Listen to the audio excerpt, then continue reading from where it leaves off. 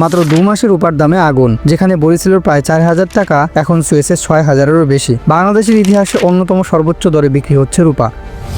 স্বর্ণের পাশাপাশি রূপার দিকেও বাড়ছে বিনিয়োগকারীদের নজর। এদিকে ইতিহাসে প্রথমবারের মতো 1 আউন্স রূপার দামও ছাড়িয়েছে $107। চলতি বছরে এখন পর্যন্ত রূপার দাম বেড়েছে প্রায় 80%। হঠাৎ এমন দাম বাড়ার পিছনে আসল কারণটা কি?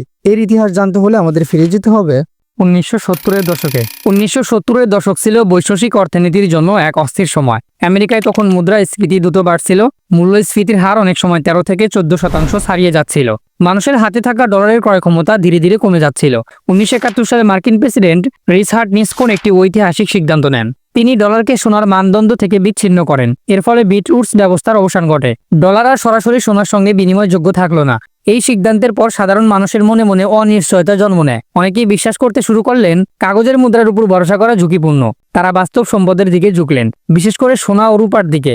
এই সময়ে আবির্ভাব ঘটে হান ব্রাদার্সের। তারা ছিলেন আমেরিকার প্রভাবশালী তেল ব্যবসায়ী ও কোটিপতি। ডলারের ভবিষ্যৎ নিয়ে তারাও সন্দিহান ছিলেন। তাদের ধারণা ছিল মুদ্রাস্ফীতি আরো বাড়বে এবং মূল্যবান ধাতুর দাম আকাশচুম্বী হবে। তাই তারা বিপুল পরিমাণ রূপা কেনা শুরু করেন। শুধু বাস্তব রূপাই নয়, তারা সিলভার ফিউচার চুক্তিও কিনতে থাকেন। ব্যাংক থেকে ঋণ নিয়ে লিভারেজ ব্যবহার করে তারা আরো বড় পরিমাণ বিনিয়োগ করেন। অল্প পুঁজি দিয়ে বিপুল পরিমাণ সম্পদ নিয়ন্ত্রণে আনার এই কৌশল ছিল তাদের প্রধান শক্তি।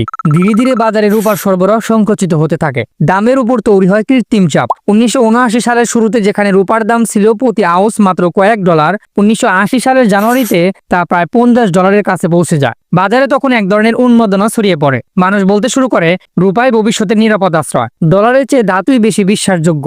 কিন্তু এই উত্থান ছিল অস্বাভাবিক ও অস্থায়ী। বাজারে অতিরিক্ত লিভারের ঝুঁকি তৈরি করেছিল। নিয়ন্ত্রক সংস্থাগুলো পরিস্থিতি লক্ষ্য করতে শুরু করে।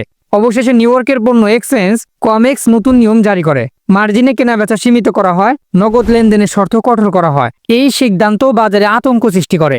ঋণ নিয়ে কেনা বিপুল রূপা ধরে রাখা কঠিন হয়ে পড়ে। বিনিয়োগকারীরা বাধ্য হয়ে বিক্রি শুরু করেন। 1980 সালের 27 মার্চ ইতিহাসে সিলভার টুয়েসডে নামে পরিচিত হয়ে আছে। সেদিন রূপার দাম হঠাৎ করে তীব্রভাবে নেমে যায়। কয়েক দিনের ব্যবধানে দাম প্রায় অর্ধেকে নেমে আসে। পরবর্তীতে তা আরো কমে প্রায় $10 কাছাকাছি পৌঁছায়। হান্ট ব্রাদার্স বিপুল ক্ষতির সম্মুখীন হন। তারা প্রায় দেউলিয়া হওয়ার অবস্থায় পৌঁছে যান। বাজারে এক নাটকীয় উত্থান যেমন ঘটেছিল, তেমনি দ্রুত পতনও দেখা গেল। এই ঘটনা অর্থনৈতিক ইতিহাসের একটি গুরুত্বপূর্ণ শিক্ষা হয়ে আছে। অতিরিক্ত লিভারেজ বাজারকে সাময়িকভাবে উঁচুতে তুলতে পারে, কিন্তু বাস্তব ভিত্তি ছাড়া সেই উত্থান দীর্ঘস্থায়ী হয় না। অবশেষে বাজার নিজস্ব নিয়মে ভারসাম্যে ফিরে আসে। 1980 সালে সেই নাটকীয় পতন একদিনে প্রায় 50% মূল্য হ্রাস ঘটিয়েছিল। কিন্তু দুর্ঘটনা সেখানেই থেমে থাকেনি। বাজারের ভাঙন দীর্ঘস্থায়ী হয়েছিল। 1982 সালের মধ্যে রূপার দাম নেমে আসে প্রায় $5 থেকে $6 গড়ে। শেকড় থেকে মোট পতন দাঁড়ায় প্রায় 70%-এরও বেশি। যারা ভেবেছিল দাম শুধু বাড়তেই থাকবে, তারা বাস্তবতার মুখোমুখি হয়েছিল নির্মমভাবে। হান ব্রাদার্স বিপুল ঋণের বোঝা নিয়ে বিপর্যস্ত হন। $বিলিয়ন ক্ষতি তাদের সাম্রাজ্য কাঁপিয়ে দেয়। যে গল্প মানুষকে দ্রুত ধনী করার স্বপ্ন দেখিয়েছিল, সেই গল্পই অনেককে পথে বসিয়েছিল। এই ছিল 1980-র দশকের রূপার কাহিনী।